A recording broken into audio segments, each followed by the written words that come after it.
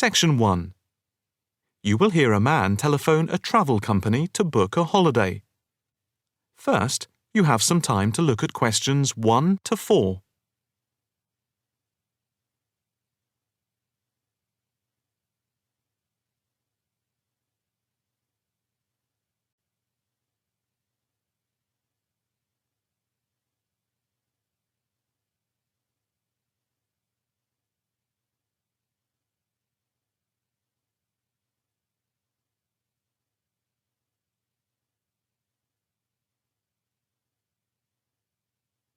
Next will begin.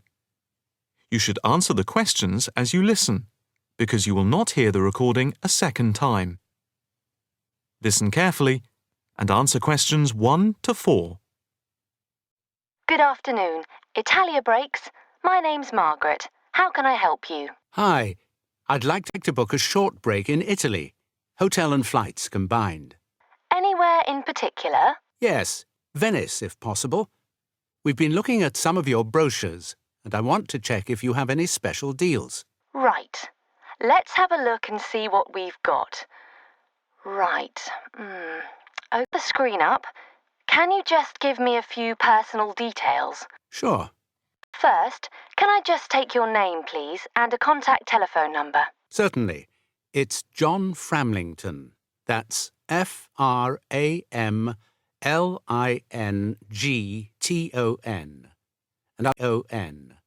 And I'll give you my mobile number. I can't always remember it. Yes, here it is. It's 07987 441192. 441192. That's it. And how many people is it for? Just 2 adults. Okay. Any particular price range? It's our first wedding anniversary, and we... Congratulations! Thank you. So we wanted somewhere nice, but not too expensive. We would like to make it something to remember. Maybe in the medium price range. Okay. How many nights do you plan to stay? 5 nights only. That gives us plenty of time to do sightseeing and to relax. Right. That's 5 nights only. And what type of hotel? We initially thought of going for a 5-star, but that might be too expensive. So looking at 4-star hotels. We've got quite a few in our brochure, but the one I would recommend is the Hotel Scotland. It's 4-star, and I know there are rooms available because I have just made a booking for another client there. I didn't notice that one. I don't know how I didn't see it. It's easy to miss them. I've also stayed there myself, as we sometimes have to go and check out the hotels. And of all the ones I visited, this was my favourite. Oh, right. Before you hear the rest of the conversation, you have some time to look at questions 5 to 10.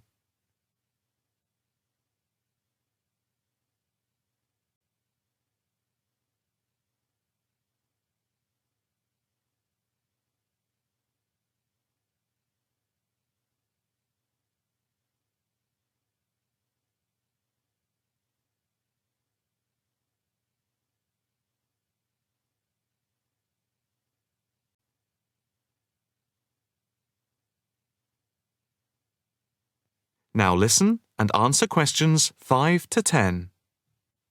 What's the hotel like? It has a courtyard for breakfast. It's got 50 rooms.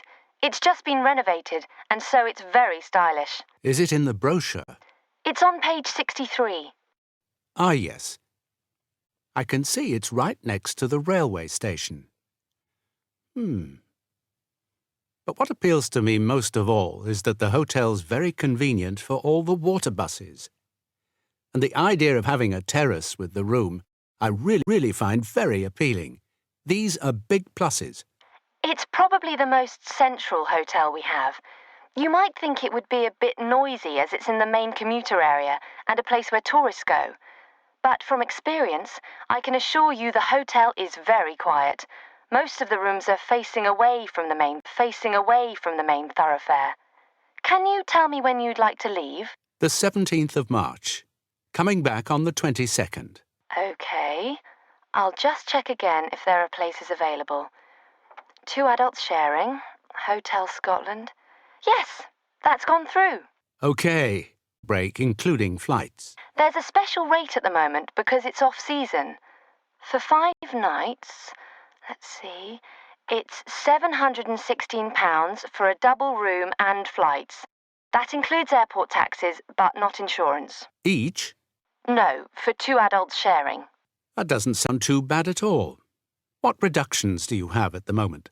Well, if you make the booking before the 17th of February, you get a further 15% reduction, subject to availability. That's a big saving. Yes, it makes the price very reasonable indeed. Do you need travel insurance?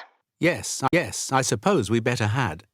For 7-day cover for both of you, it's £17.88. OK, Do you want to book today? I think we should, but can I just check with my wife? Can you hold the booking for me? I can hold it until 1 p.m. OK, that's fine. Immediately. I'll just give you a reference for the reservation. OK, It's FAPSJM15. thanks.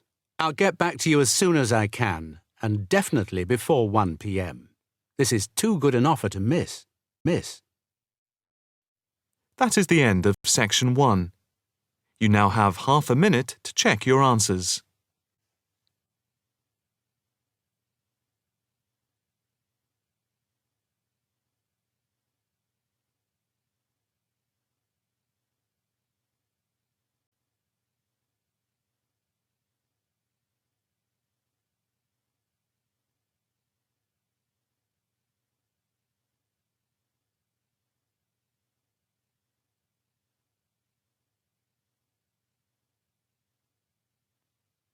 Now turn to section 2.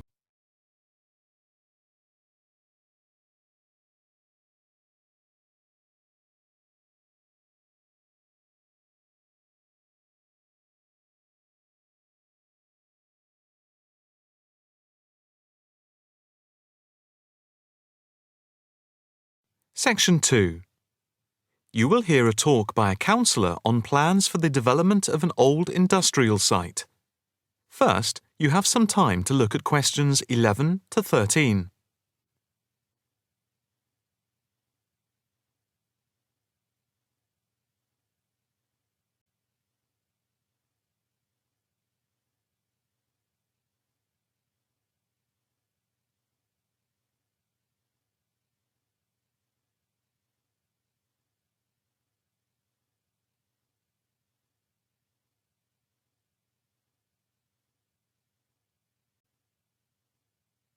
Now listen carefully and answer questions 11 to 13. Good afternoon, ladies and gentlemen. My name is Councillor Norma Boyd, and welcome to this exhibition about the development of the old paper mill factory and gasworks site, been lying unused for more than a decade. There has been pressure on the council to use the land to build a training centre and a small business park.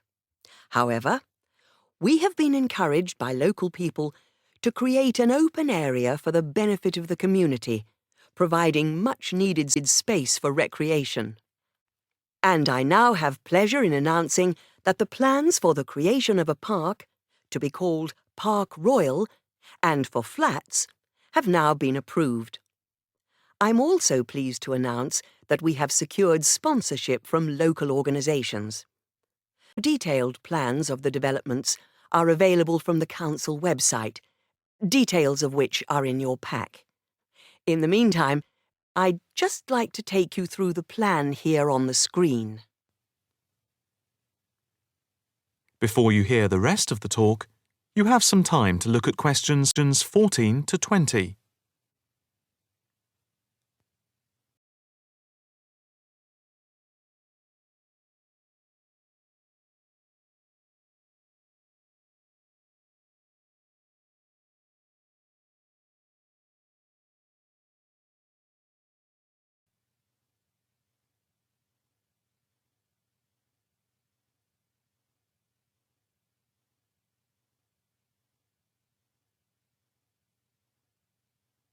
Now listen carefully and answer questions 14 to 20.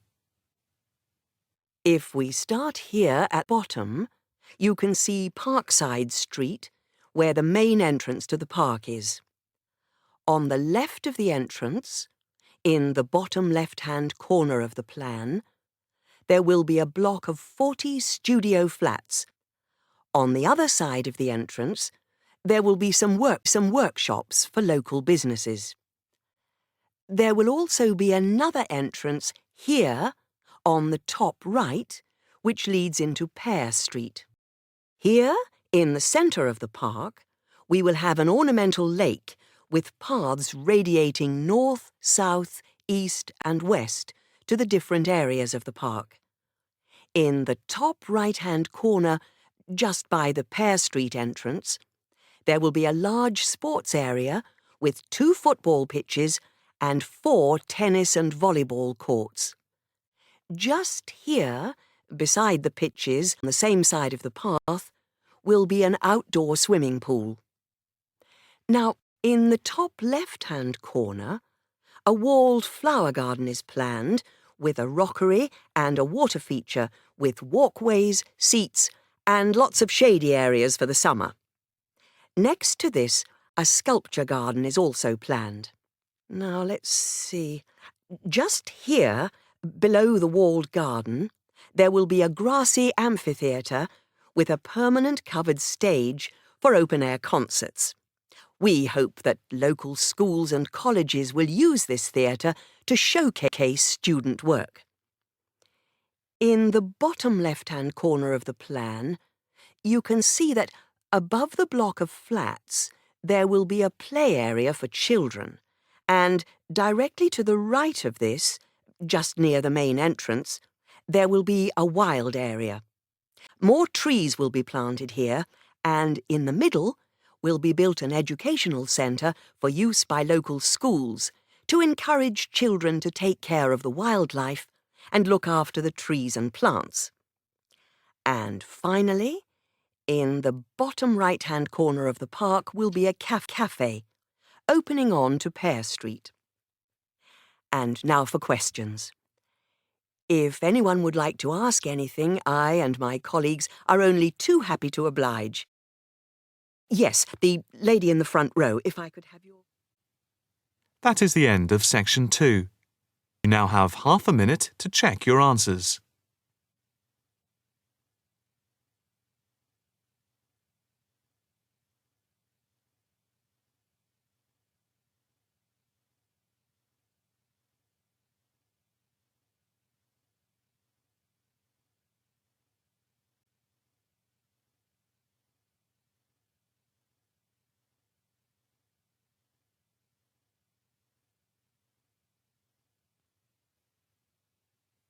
Now turn to section 3.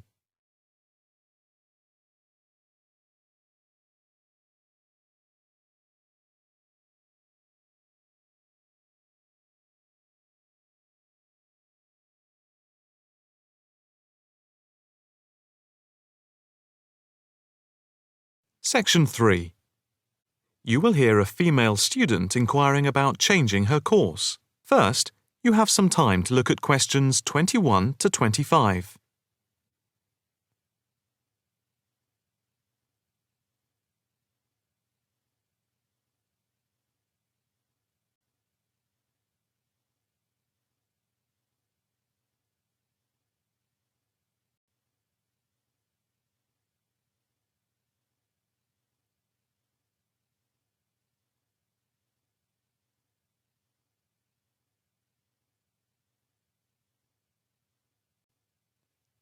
Now listen carefully and answer questions 21 to 25. Hi, my name is Rosanna McLaren. I'm a bit early, but I have an appointment to see the assistant registrar, Andy Matthews, at 10 a.m. Hi, I'm Andy Matthews. Nice to meet you. Nice to meet you. My tutor advised me to come to see you about changing my course. Yes, I've had an email from your tutor, David Vine. Let me just call it up. Here we are. It says, Tutee Rosanna McLaren is on Wednesday part-time course and wants to change to the distance learning programme. Have you any problems with the course itself? Oh no, I love it. I think the course is really worthwhile. The theoretical sessions once a week on Wednesday from 10 a.m. to 3 p.m. are really good. You have two 2-hour sessions then? Yes, that's it. And I have to say, I think the practical session from 4 through to 9 in the fashion workshops are also good fun. But I am finding it all very tiring, and it makes me too exhausted for my work on Thursdays and Fridays. You work the other 4 days of the week. Yes, and some Saturdays. I see. So, what do you want to do? I'd like to change to the program with the distance learning component instead of the Wednesday sessions. Yes, that is a possibility. I see from your tutor, Dr. Vine, that he has no practice, but you realize it's possible you'll have a different tutor. Yes, I'm aware of that. It's a shame because he's a very good tutor. What do I need to do now? First, we just need you to fill in this transfer form and the claim form for the reduction in fees. Oh, I didn't realize it was cheaper. Oh yes, it's £1,000 less a year. It gets even better. Can I start the distance learning program from now? I don't see why not.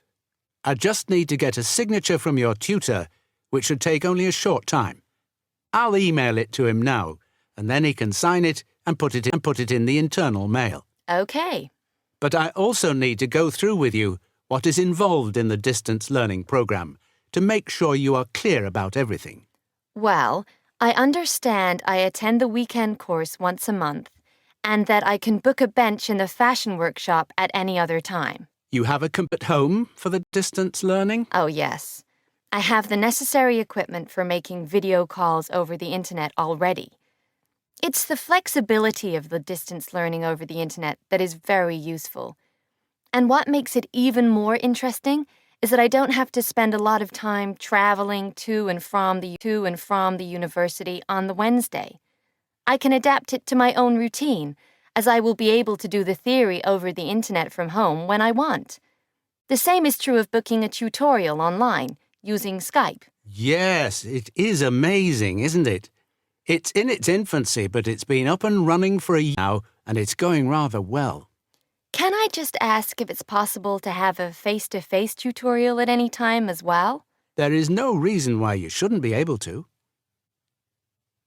Before you hear the rest of the conversation, you have some time to look at questions 26 to 30.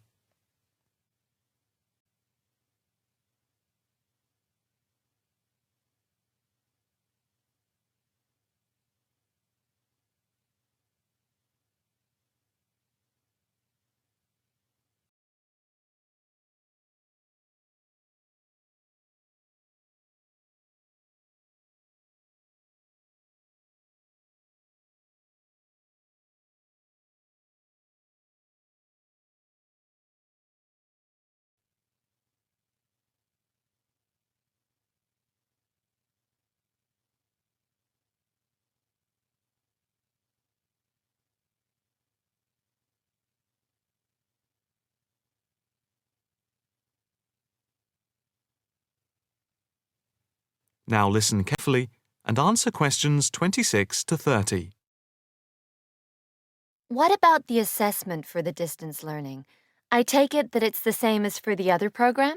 Let me see. Each month you are expected to keep a written course diary and to present a seminar paper, and at the very end of the course there will be a written exam which will account for 30% of the total marks. What about the coursework? How much does it account for? The design portfolio, which you need to present at the end, accounts for 50%. I would point out just one thing, and that is that on the distance learning program, some tutors like to see the design portfolio twice each term to make sure you're on the right track. But of course you can take it in at any time to show your tutor. And as part of the assessment for the portfolio, you have to present at least one fashion item at a fashion show at the end of the course. Is there anything else? No, that's it. Thank you for all your help. No problem. Hope it all works out well for you now. That is the end of section 3. You now have half a minute to check your answers.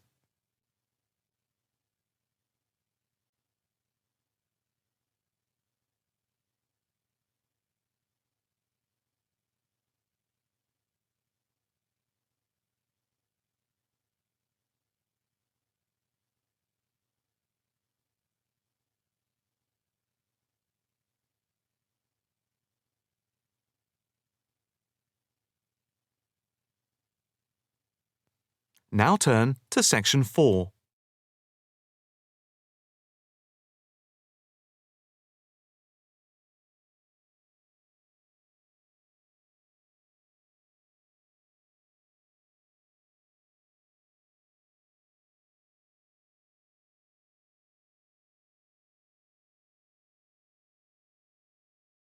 Section 4. You will hear a talk on the effect of architecture on people's mood. First, you have some time to look at questions 31 to 40.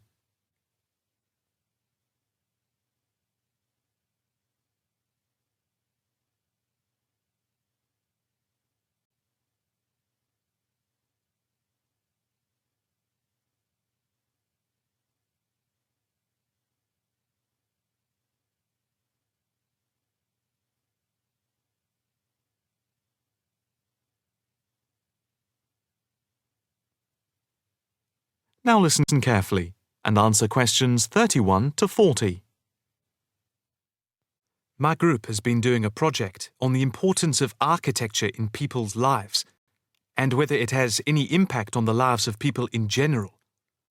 The main part I have played is in the collection of data to find out what effect, if any, various buildings have on people's mood, i.e., whether ugly buildings make people unhappy and whether beautiful buildings do the opposite.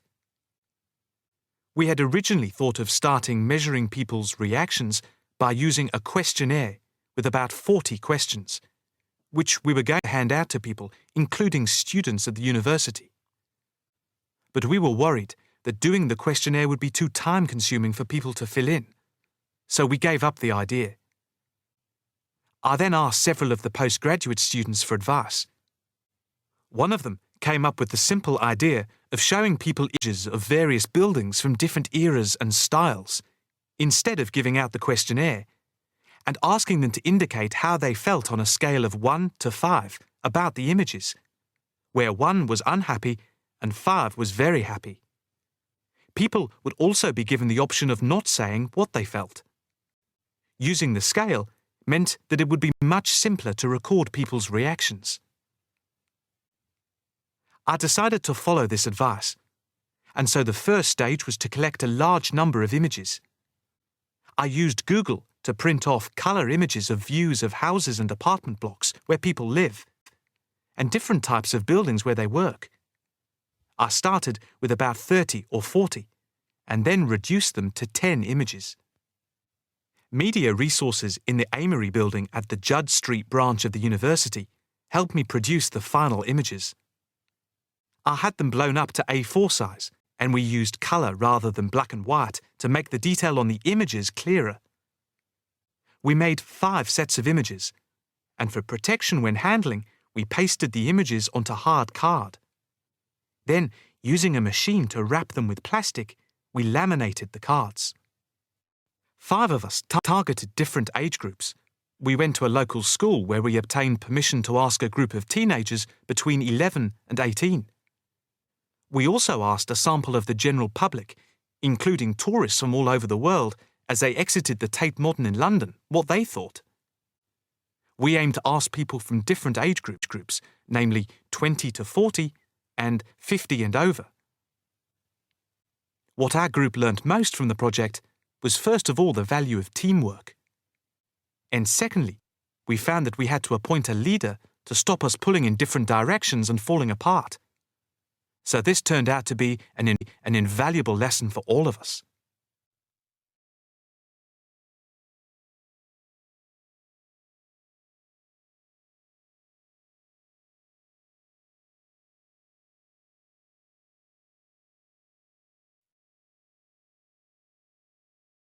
As to the findings, for us they proved intriguing.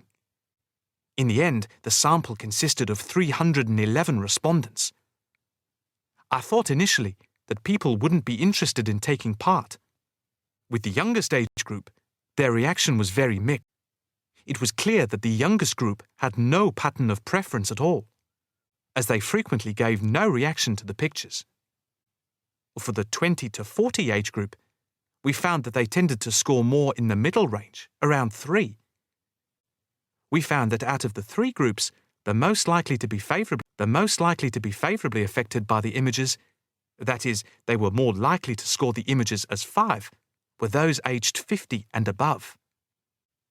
And nobody in this age group failed to say what their reaction was, which was unique for the 3 groups. In total, I have to say that about 71 people indicated that they had no reaction at all to an image. Our general conclusion is that we need to find out more about why people react as they do, by perhaps giving them a chance to give reasons for their decisions. I would like to finish there, and give my teammates a chance to add anything I've missed, or take any questions or suggestions. That is the end of section 4. You now have half a minute to check your answers.